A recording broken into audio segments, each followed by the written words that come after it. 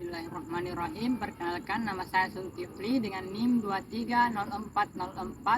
230404501019 dari jurusan Psikologi Pendidikan dan Bimbingan, Prodi Bimbingan dan Konseling, Fakultas Ilmu Pendidikan, Universitas Negeri Makassar.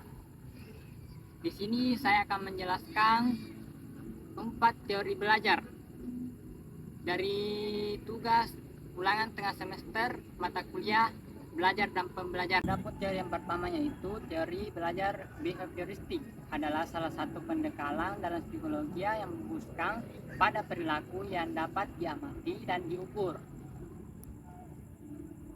Berikut adalah penjelasan lebih lanjut mengenai teori belajar ini. Konsep behavioristik berdasarkan ide bahwa semua perilaku diperoleh melalui conditioning yang terjadi melalui interaksi dengan lingkungannya. Menurut pandangan ini, perilaku manusia dibentuk oleh rangsangan lingkungannya. Teori behavioristik ini menyatakan bahwa pembelajaran bahwa pada perilaku yang dapat diamati yang merupakan hasil dari pengamatan. Ini menekankan pada pembelajaran sebagai proses di mana perilaku diperkuat atau dilemahkan oleh konsekuensi sejarah. Behavioristik secara formal didirikan dengan komunikasi karya klasik John D. Watson pada tahun 1913 yang berjudul Psychology and Behaviorism. Dari sekitar tahun 1920 hingga pertengahan tahun 1950, behavioristik menjadi dominan dalam psikologi. Implementasi di sekolah. Dalam konteks pendidikan, teori behavioristik diterapkan melalui sistem penguatan positif dan negatif untuk membantu siswa. Misalnya, siswa yang memberikan jawaban benar dapat dipuji, yang mengurangi perilaku tersebut di masa depan. Sebaliknya, perilaku yang tidak diinginkan dapat dikurangi dengan hukuman atau pengabaian. Pendekatan ini telah digunakan untuk meningkatkan kinerja akademis dan mengatasi perilaku bermasalah di lingkungan sekolah. Guru dapat mengidentifikasi pengetahuan dan keterampilan yang ingin dikuasai siswa dan menentukan bagaimana mereka mengevaluasi mereka secara objektif. Teori behavioristik telah memberikan kontribusi penting dalam dunia pendidikan, meskipun juga mendapat kritik karena dianggap terlalu sederhana dan mengabaikan peran kognisi dan emosi dan faktor sosial dalam perilaku manusia. 2. Teori belajar kognitif adalah teori belajar yang berfokus pada proses mental internal yang terjadi selama pembelajaran. Konsep teori kognitif menekankan bahwa pembelajaran bukan hanya penyerapan pasif informasi, tetapi juga konstruktivitas aktif pengetahuan. Proses ini melibatkan pemahaman, pemikiran kritis, dan pemecahan masalah oleh pelajar. Definisi teori belajar kognitif menjelaskan bahwa bagaimana proses belajar internal dan eksternal memengaruhi proses mental individu untuk mendukung pembelajaran.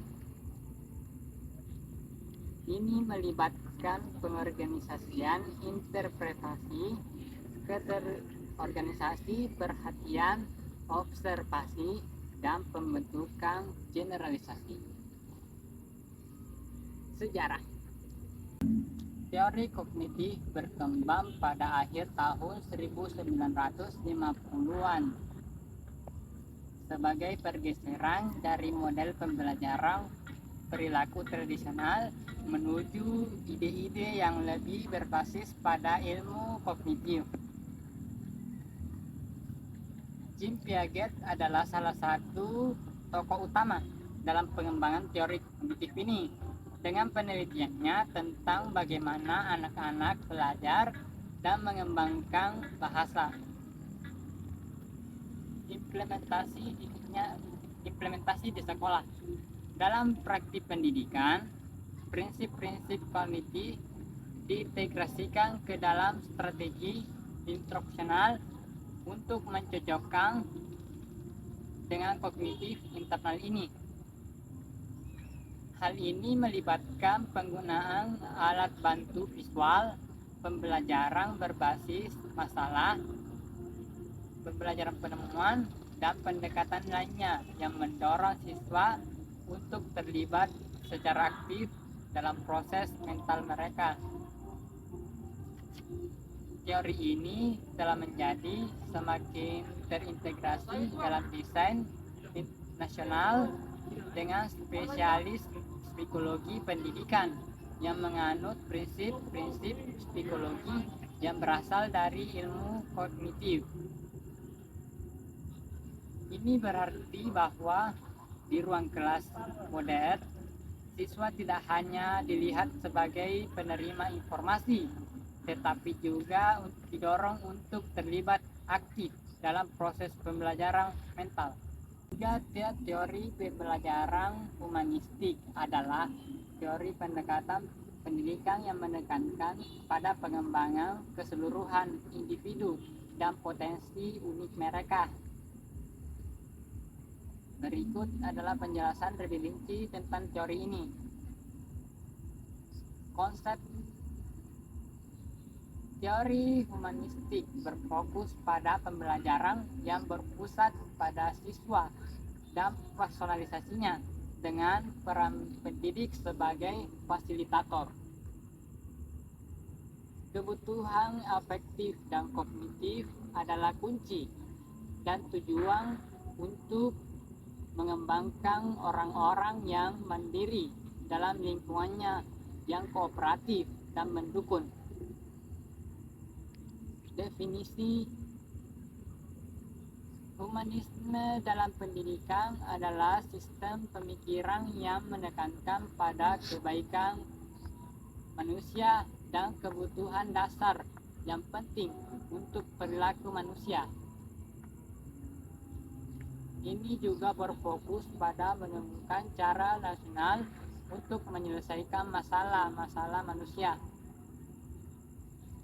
Dalam konteks pendidikan, ini mengerti bahwa siswa harus dianggap sebagai otoritas dalam cara mereka belajar, dan semua kebutuhan mereka harus dipenuhi agar mereka dapat belajar dengan baik.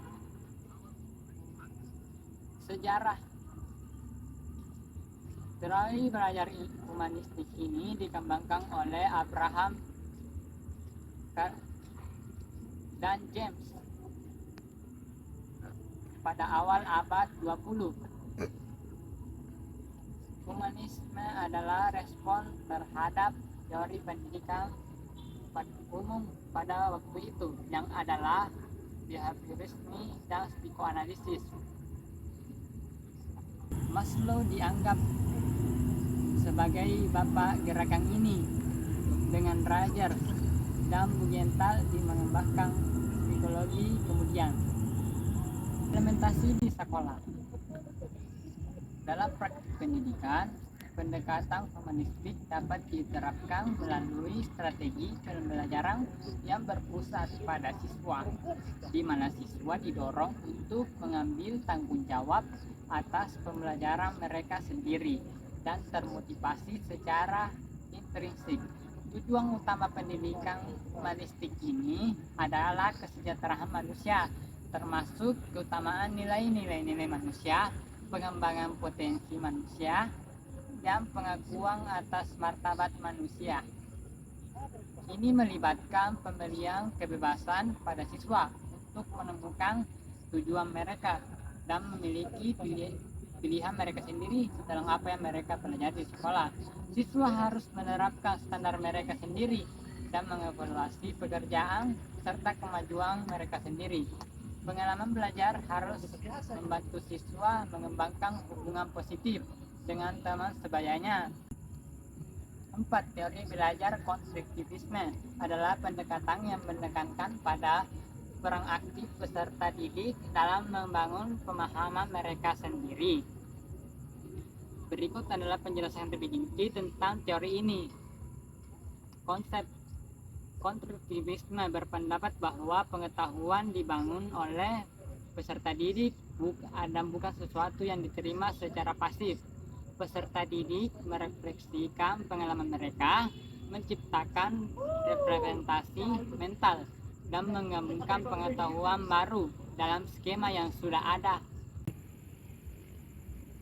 Teori konstruktivisme mendefinisikan pembelajaran sebagai proses di mana peserta didik secara aktif memproduksikan pengetahuan dan makna berdasarkan pengalaman mereka.